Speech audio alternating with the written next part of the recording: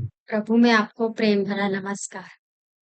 आज हम मत्ती के चैप्टर 5 में से वचन पढ़ेंगे 31 से, जिसमें तलाक के बारे में लिखा गया है कि तलाक हमें करना चाहिए कि नहीं करना चाहिए, क्योंकि आज के टाइम में हम देखते हैं कि हर एक घर में तलाक की बात होती है, डिवोर्स लिया जाता है। पति-पत्नी में थोड़ी-सी अनबन हुई नहीं, कोई एक-दूसरे को अंडरस्टैंड करने के लिए हुआ नहीं, दूसरा फैमिली मेंबर सपोर्ट नहीं करती है, किसी न किसी रीज़न से जो है घर जो है बिखर जाते हैं, तलाक हो जाती है हस्बैंड वाइफ में। और कितनी प्रॉब्लम्स को फेस करना पड़ता है इसके बीच में। क्या ये तलाक परमेश्वर की ओर से है?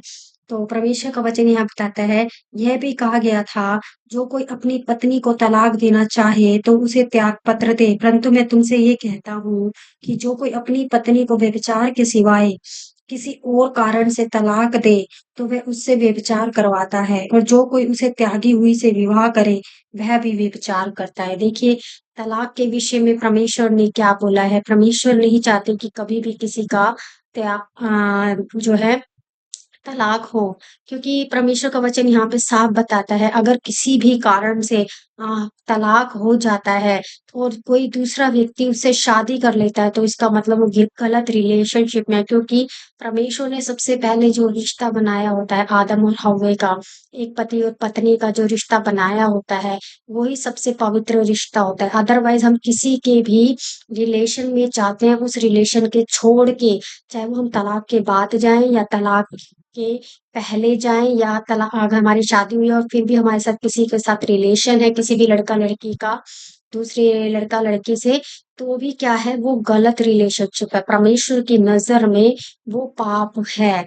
तो कोई भी अगर अपनी पत्नी को त्यागता है, वो दूसरी शादी करता है, तो वो अपनी पत्नी को भी क्या कर रहा है, व्यभिचार में डाल रहा है, क्योंकि कहीं न कहीं उसकी भी शादी होगी। और वो पति भी जिसने शादी कर ली है किसी दूसरी अन्य लड़की से, जो उसकी पत्नी के लिए नहीं थी, लेकिन वो दूसरी लड़की थी, तो उसने भी व्यभिचार किया, गलत रिलेशन बनाया किसी और के साथ अपनी पत्नी को छोड़ के, जो उसकी पहली पत्नी थी। तो यहाँ पे परमेश्वर इसे कितना बड़ा गुनाह कहते हैं, और कैसे हम छोटी-छोटी बात पे तलाक कर देते हैं और एक-दूसरे से अलग हो जाते हैं। ये सच में बहुत बड़ी गलत बात है, जिसे परमेश्वर ने जोड़ा उसे कोई भी अलग ना करे।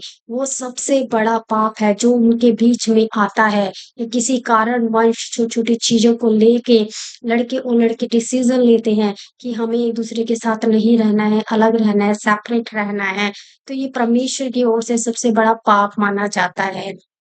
तो बड़ा ही मन दुखता है जब मैं ऐसे लड़के और लड़कियों को देखती हूँ, और ये चीज़ मैंने खुद अपनी प्रैक्टिकल लाइफ़ से भी बहुत आज़माई है सचमुच।